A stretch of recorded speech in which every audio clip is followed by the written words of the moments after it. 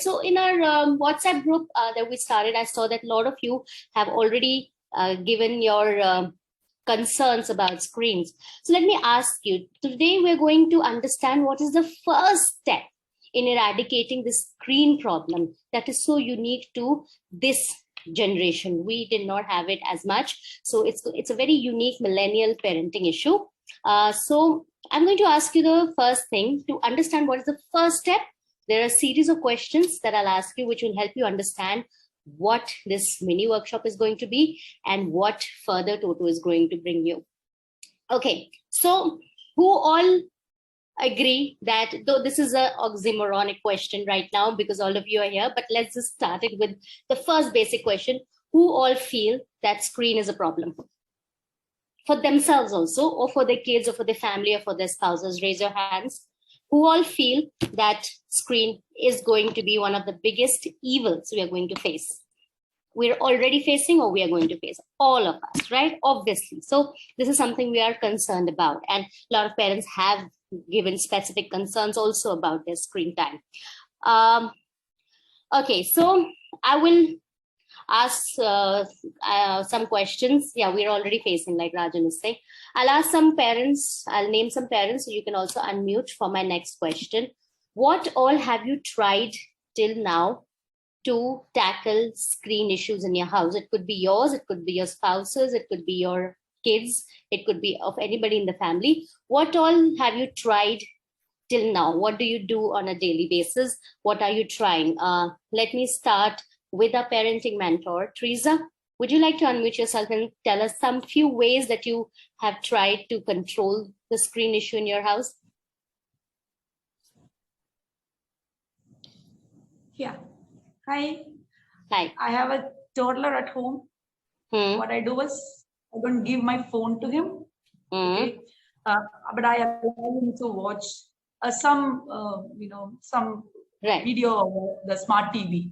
All right. But I have timed it, I've given him like 20 minutes in the morning and 20 minutes in the evening. Right. Okay. So sorry, continue. He himself will give back the remote to me once he's done. Great. So we try to limit the screen time. We try to make the screen as big as possible so that the effects on the eyes is less. So we try to tell our kids to watch on the TV instead of the phone. So again, people in the comments also saying that giving kids limited screen time is what they're already doing. Okay, and turning off mobile data, someone has said that's a good idea. All right, so we have been trying so many things, and yet we all are here. So how many of you feel that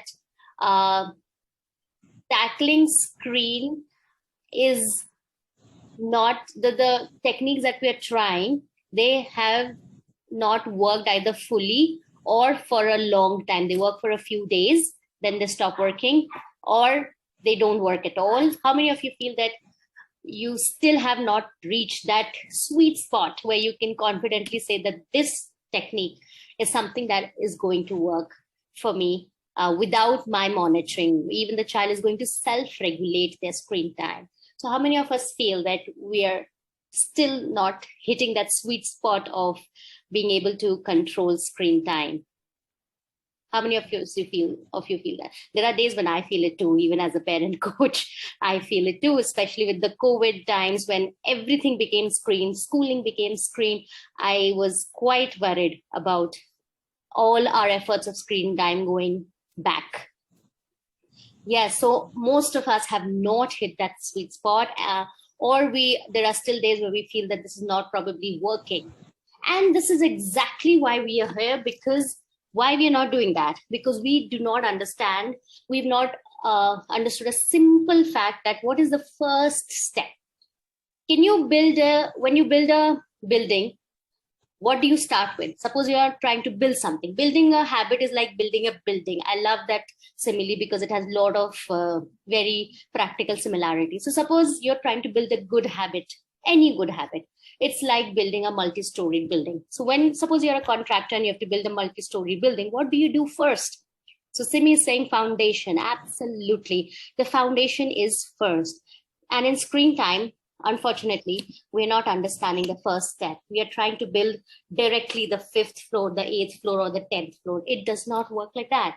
The 5th and 8th floor is important, of course, in a multi-story building, but without the foundation, it's just it's obviously meant to crumble, right? So today we're going to understand the foundation, so that after that, the steps that even Totto will bring you in a few days are going to be so rock solid that even if, say, for example, on the 5th floor, there's a little crack in the building, if the foundation is solid, the building will not fall. So even if you have to try and test a lot of methods, as long as your foundation is solid, you can do that trying and testing, and you can come up with perfect solutions.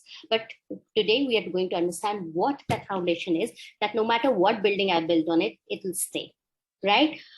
Okay, so let's start with a clean slate. I love to call parenting as tabula rasa. Tabula rasa is a Latin word for clean slate, literally. So let's start with a clean slate. Forget every issue that you've been facing with screen time. Forget all your good or bad experiences. Just start afresh. Today, if I tell you, since I've told you the idea of foundation, what do you think should be the first step? I love taking this question. The thing that I'm going to tell you, the answers are already with the parents, actually. That's the beauty of parenting. We know the answers. My job is to help you get those answers out. So let me ask you the question. What do you think should be the first step in screen addiction? Go back, try to become logical.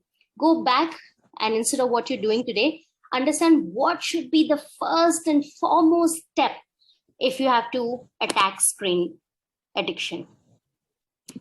You can also unmute yourself, raise your hands, and I'll unmute you, and you can tell your question. Okay, someone whose name is coming as Galaxy S8, I think that's a phone. It says bonding with kid. That's the first step. Limiting screen time. Nita is saying that's the first step.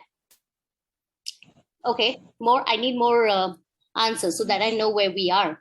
Only then can I take you somewhere. Board games, that's the first step. Okay, lead by example, that's the first step. So difficult, right? Engaging them in other activities, that's the first step. Okay, I like the suggestions. More, keep it going. Exercise your muscles today. The muscle here, the most important muscle. Limiting screen time for parents, of course. Introducing to reading books, very good, right? Reducing our own screen time and spending time to play with them. Okay, keeping the devices away. All right, taking them outdoors, allowing them to play activities, limiting our own screen time. Example, leading by example, spending exclusive time with the child. Exactly. Now, this is why I'm saying that we are not understanding the first step. Why is your child watching the screen? If your child loves to watch the screen, taking the screen away, taking something someone loves cannot be the first step, right? So suppose your child loves doing something which is detrimental to their health or detrimental to them. So the first step, what do? This is what we call, what I call in my courses, the cause versus effect way of addressing problems.